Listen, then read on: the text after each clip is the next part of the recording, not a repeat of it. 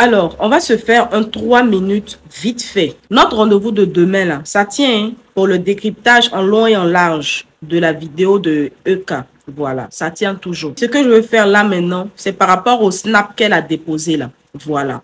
Dans son direct, pour ceux qui ont pu voir, Emmanuel Keïta a dit que Live TV lui a proposé 25 millions de francs CFA pour qu'elle puisse venir seulement répondre à Peter. Pour ceux qui ne savent pas qui est Monsieur Guy, Emmanuel Keïta dit que Monsieur Guy, c'est un monsieur qui travaille à Live TV et c'est lui, en fait, qui la contacte. On va dire, il est un peu comme l'intermédiaire entre elle et Live TV. Elle a enregistré le monsieur à son insu et elle a posté. Parce que pour moi, ça, c'est une conversation assez personnelle. Je ne vais pas la poster ici parce que, comme j'ai dit, c'est une information personnelle. Moi, je n'ai pas à venir relayer cette information-là.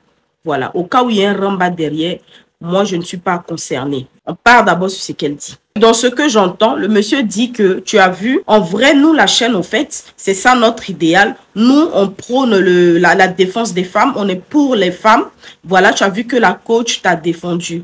Et ça m'a un peu choquée parce que je me suis rendu compte que, voilà, ça dit que le monsieur Peter, lui qui pensait qu'il venait trouver du travail, au fait, il était comme un mouton de sacrifice. Parce que on t'appelle, on te paye, on te loge, on te nourrit et tu viens en contrepartie pour te faire humilier sur une chaîne qui ne... C'est-à-dire qu'une chaîne qui t'utilise juste parce qu'elle a juste besoin de toi et rien de plus. C'est pas parce qu'elle a envie que tu dises ta vérité, selon toi, bien sûr. C'est pas parce qu'elle a envie de savoir réellement ce qui s'est passé, elle n'en a rien à carrer. Elle, tout ce qu'elle voulait, c'était de faire son argent et puis t'utiliser à son escient. Et ça, je trouve ça vraiment dommage et honteux.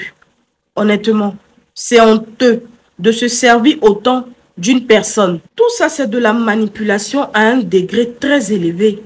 C'est-à-dire que vous créez un scandale. Si je me base toujours sur ce que le monsieur dit, vous, la chaîne, vous créez un scandale bien coordonné. Vous invitez une personne, vous l'emmenez, vous la logez. Dès qu'elle finit votre émission, le lendemain, la personne est arrêtée. Et après tout ça, au lieu de montrer à ceux qui sont derrière ce monsieur-là, ceux qui le soutiennent, sa famille et autres, que vous êtes vraiment désolé, au lieu de montrer ça, non, ça ne vous intéresse pas. Vous avez continué l'émission comme si de rien n'était. Mais vous avez osé aller demander à la protagoniste de venir faire un droit de réponse. C'est même pas pour dire, non, viens, tu vas laver ton image.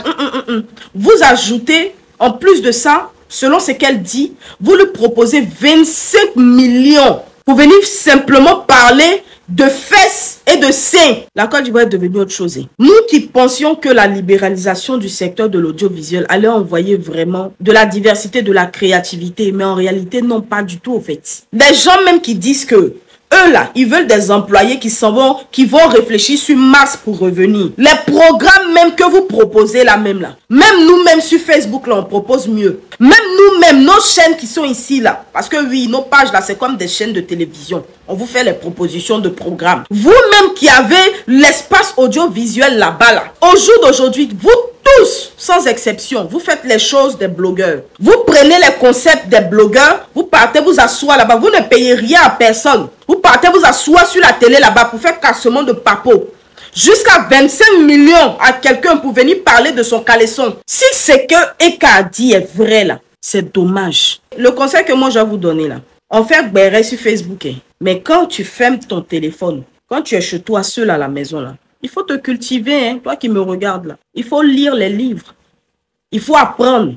Parce que la télé ne va pas t'enseigner. Pour l'école, je ne sais pas comment l'école au jour d'aujourd'hui c'est devenu. Franchement, je ne sais pas. Mais si c'est sur la télé, tu comptes pour avoir de nouvelles découvertes, pour connaître de nouvelles choses, pour écouter de nouveaux mots. C'est faux, hein. À la télé, là, on parle de béret maintenant. La seule chaîne où il n'y a pas de béret, c'est RTI 1, RTI 2, RTI 3. Ils ont gardé leur éthique. Toutes les autres chaînes là, c'est béret.